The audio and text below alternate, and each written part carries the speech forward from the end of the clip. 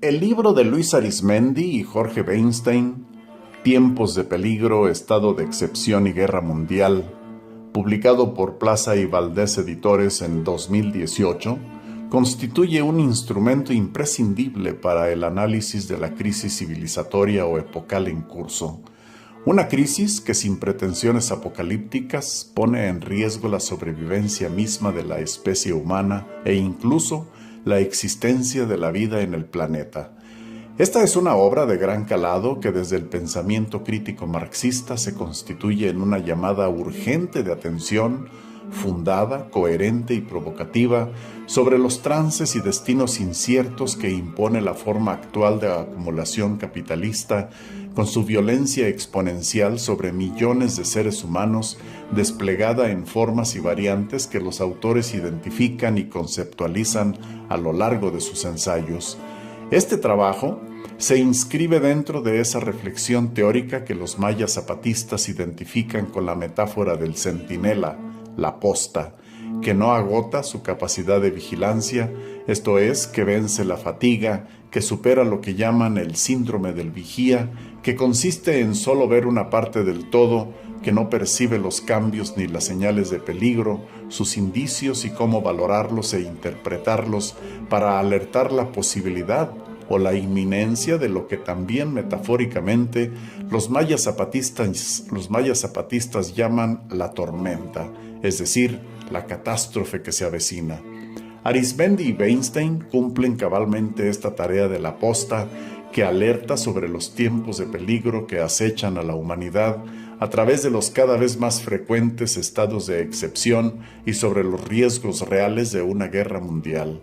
Con una presentación por parte de Rubén de Jesús Ibarra Reyes de la Universidad Autónoma de Zacatecas, en la que sintéticamente da cuenta de los ejes analíticos de la investigación y la alta calidad académica y congruencia política de sus autores, la obra está dividida en 3 secciones. Primero, tendencia a estado de excepción en América Latina. Segundo, tendencia a estado de excepción y neofascismo a nivel mundial. Y tercero, tendencia a estado de excepción global, lumpenimperialismo y guerra. Cada sección se desdobla en 2 capítulos escritos por cada uno de los autores y el libro concluye con un epílogo elaborado por ambos. Arizmendi observa que el capitalismo actual radicaliza su relación con la devastación y la violencia, expandiendo, consolidando y apuntalando como respuesta dominante y definitoria del poder planetario,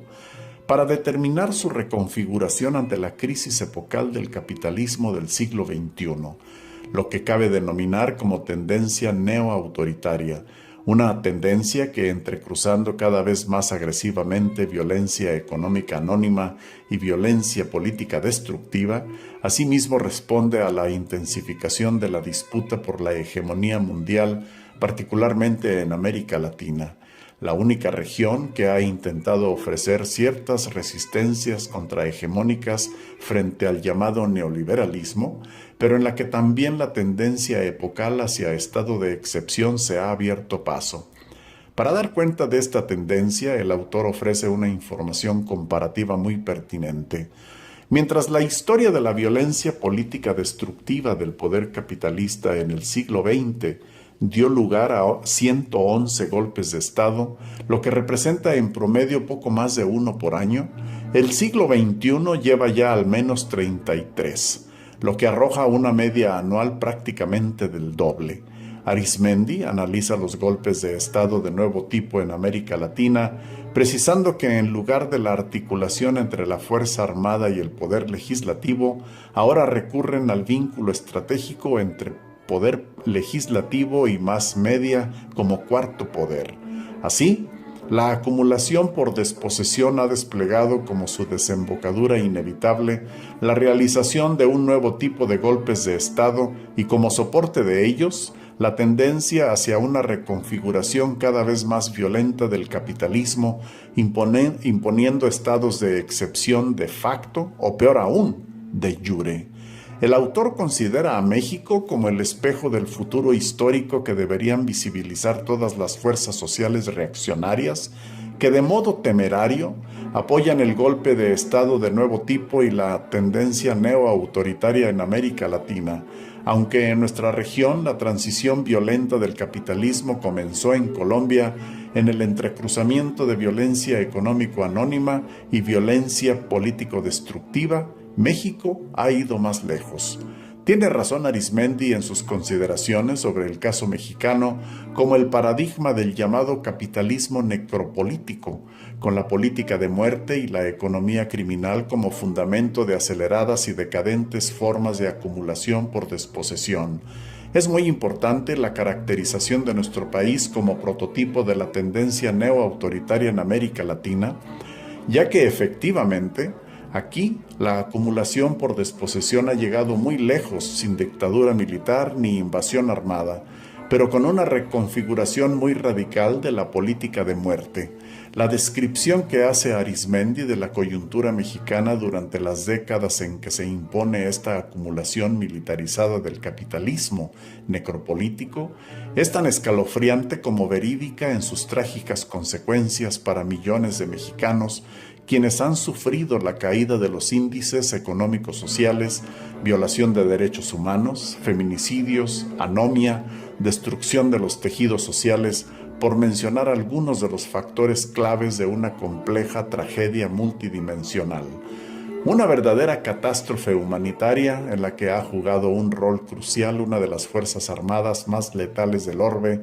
con sus miles de ejecuciones extrajudiciales y desapariciones forzadas, con sus desplazamientos internos y fuera del país, de tal magnitud que una organización como el Instituto de Estudios Estratégicos de Londres llegó a clasificar a México como el segundo país más letal del mundo, solo después de Siria, es decir, como víctima de un conflicto armado no reconocido.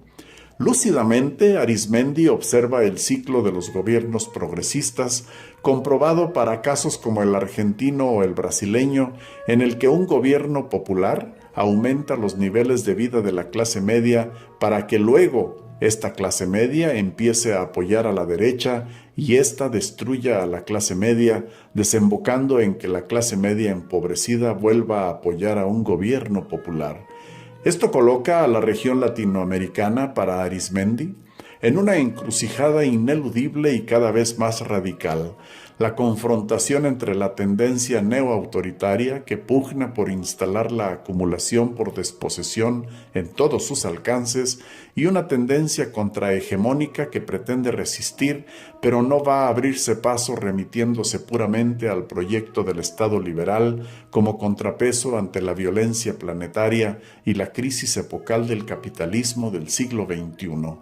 Para enfrentar esta tendencia neoautoritaria, Arizmendi plantea un reto para la izquierda latinoamericana, por demás debatido y debatible, que consiste en pugnar por una articulación entre fuerzas políticas estadocéntricas progresistas y movimientos anticapitalistas autogestivos, es decir, el proyecto del Estado contrahegemónico no puede enfrentar al poder planetario sin el apoyo de las fuerzas sociales autogestivas. A la vez, los movimientos autogestivos requieren, bajo una modalidad u otra, propulsar proyectos de Estado contrahegemónico para luchar por la integración del autogobierno del país, para expresarlo en los términos de Rosa Luxemburgo. Estando de acuerdo en principio con este planteamiento para casos como Venezuela o Bolivia, a partir del caso mexicano, se plantean algunas interrogantes para la discusión. ¿Qué pasa cuando fuerzas políticas estadocéntricas en el gobierno no se plantean un proyecto contrahegemónico ni con respecto al poder planetario imperialista, ni en lo que toca al modelo neoliberal de recolonización de los territorios? ¿Qué sucede cuando los megaproyectos, la militarización y paramilitarización, el uso del neoindigenismo como ingeniería de conflicto y la capitulación ante Estados Unidos, entre otros criterios esenciales de caracterización, hacen difícil, si no es que nulifican, cualquier planteamiento de articulación entre fuerzas políticas diametralmente opuestas? Por su parte, Jorge Weinstein analiza las nuevas dictaduras latinoamericanas partiendo de la idea de que la radicalización reaccionaria de gobiernos como el de Paraguay Argentina, Brasil, en ese momento el de México, no ha tenido lugar a partir de golpes de Estado militares, sino en algunos de estos casos a través de procedimientos o parodias parlamentarias, aún en el caso de victorias electorales de un personaje como Macri en Argentina, quien avanza en los otros poderes del Estado, recién asume la presidencia, logrando en poco tiempo la suma del poder público al que se agrega el control de los medios de comunicación y del poder económico. Nos encontramos con una capacidad de control propia de una dictadura, sostiene Weinstein. En la Argentina de Macri, como en México, se utilizó la cobertura de la lucha o guerra contra el narcotráfico y el terrorismo para imponer la tendencia regional de factura estadounidense de reconvertir a las Fuerzas Armadas, policías y estructuras de seguridad en fuerzas de ocupación capaces de controlar poblaciones. Así, tenemos una imagen y una realidad, expone el autor. Estas dictaduras tienen todas las características de presentar una imagen civil con apariencia de respeto a los preceptos constitucionales, mientras en realidad se vive, por ejemplo, esa catástrofe humanitaria que ha padecido México. Este autor, Weinstein, hace una dramática descripción de esa embrollada maraña de represiones, chantajes, crímenes selectivos, abusos judiciales, bombardeos mediáticos apabullantes, disociadores o disciplinadores y fraudes electorales más o menos descarados según el problema concreto a resolver. En suma, plantea Weinstein, las dictaduras blindadas y triunfalistas del pasado parecen haber sido reemplazadas por dictaduras o protodictaduras grises que ofrecen poco o nada montadas sobre aplanadoras mediáticas embrutecedoras. Y añade un colofón fundamental: siempre por detrás, en realidad por encima de estos fenómenos, se encuentran el aparato de inteligencia de Estados Unidos y los de algunos de sus aliados, la CIA, la DEA, el Mossad, el M-16, según los casos, manipulan los ministerios de seguridad o de defensa, los de relaciones exteriores, las grandes estructuras policiales de esos regímenes vasallos y diseñan estrategias electorales y represivas puntuales. De esto resulta, acorde con el autor, articulaciones complejas, sistemas de dominación donde convergen élites locales, mediáticas, políticas, empresariales, policíaco-militares, etc., con aparatos externos integrantes del sistema de poder de Estados Unidos. Asimismo, dice Weinstein, estas fuerzas dominan sociedades marcadas por lo que podría ser calificado como capitalismo de desintegración, basado en el saqueo de recursos naturales y la especulación financiera, radicalmente diferente de los viejos capitalismos subdesarrollados, estructurados en torno de actividades productivas, agrarias, mineras, industriales. Por lo que toca a la ofensiva de Estados Unidos en América Latina y el Caribe, Weinstein plantea que su objetivo es recolonizar la región de manera integral para controlar sus mercados y recursos naturales. Para ello, dice Weinstein, viene utilizando a pleno sus estructuras de intervención mediáticas, políticas, paramilitares, gangsteriles, económicas, etc., integradas en un paquete flexible de guerra total que los especialistas denominan guerra de cuarta generación.